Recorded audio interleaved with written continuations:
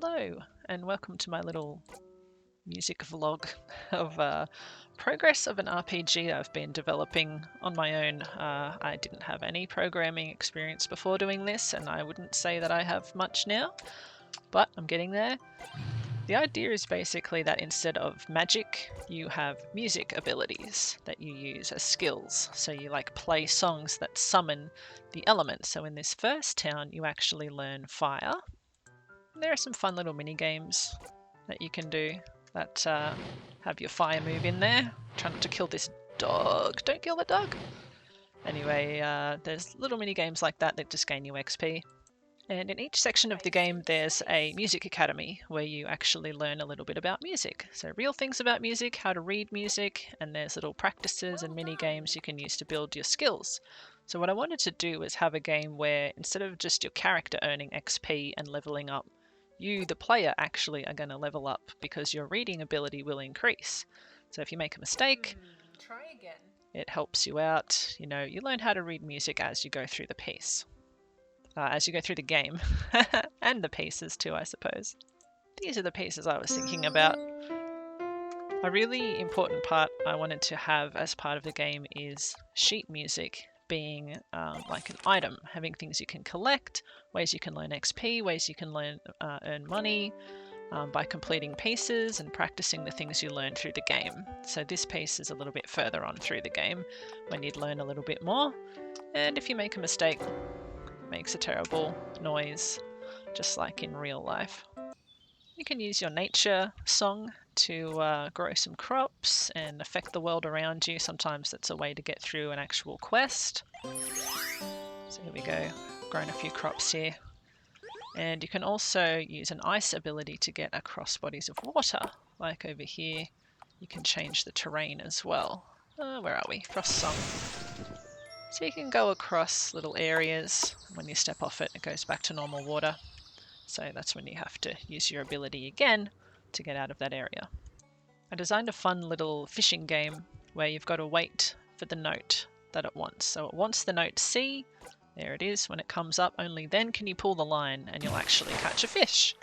And there's a second part that just is like a 1 in 10 chance of it being a big fish, and then other chances of medium and whatnot. So now it wants the note C again. It is automatically generated, so it can be any of the notes. There it is. So if you pull it at the wrong time, you don't catch the fish. A small fish. And I wrote all the music in MuseScore, so it's all an original score, except for some of the classical pieces that are in there. There are also little collectible cards that you can get as you go through the game. Some of them are rare that you can only get from certain composers that you meet. And you get to learn a little bit about each composer. So these are all little cards. And that's what the character will actually look like in the game. So I've created a bunch of little characters. I don't think Mozart actually had blue eyes, I'm not sure, but it just kind of seemed fitting for his character to have sparkling blue eyes. You can visit some of the composers, like here we have Chopin, playing the fantasy impromptu, of course. And the sound effects aren't actually supposed to be playing in this area, but okay. And of course, what would an RPG be without battles of some kind?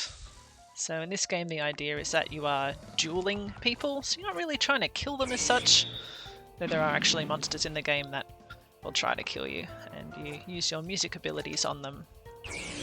This is one of the enemy characters that hasn't really been programmed yet, but you get the idea. So you can use all of your different moves. Song of Healing will heal yourself, and you can get other band members as well. I put a little mini game in there just for fun, where you play scissors, paper, rock.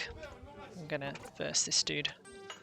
So it's all completely randomized by the AI, so there's no way you can really cheat it. It's just a 1 in 3 chance that it will choose either scissors, paper, or rock, and first to 3 wins. Got scissors. This guy's kicking my ass. Tie. I wanted to make the music for this part like really 8-bit, just like really fun, upbeat. Oh, here we go, the decider.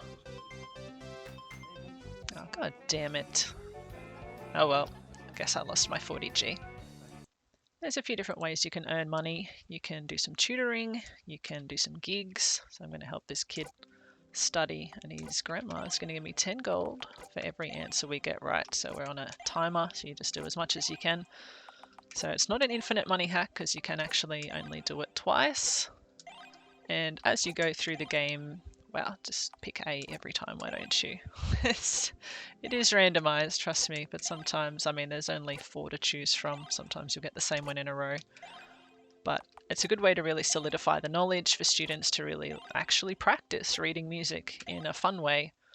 Yeah, 16 answers, 160 gold. Absolutely rolling in it. So all of the music I've just written in MuseScore, and they all have very different vibes, but I wanted to keep it kind of 8-bit sounding to have the similar kind of theme go through the game.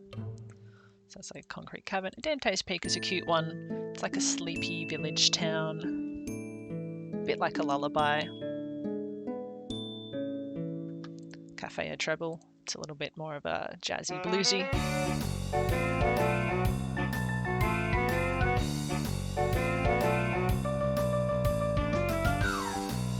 That one took a little while to muck around with to get the saxophone sounding right. Boss Battle, of course, got to be like the classic encounter sound, I thought.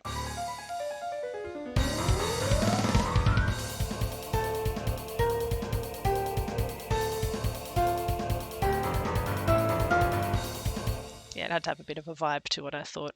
But that's kind of the gist. There's, a lot of little quests and a lot of little mini games and things like that that I'm still working on. But that's the overall idea, and hopefully I'll be able to release it soon.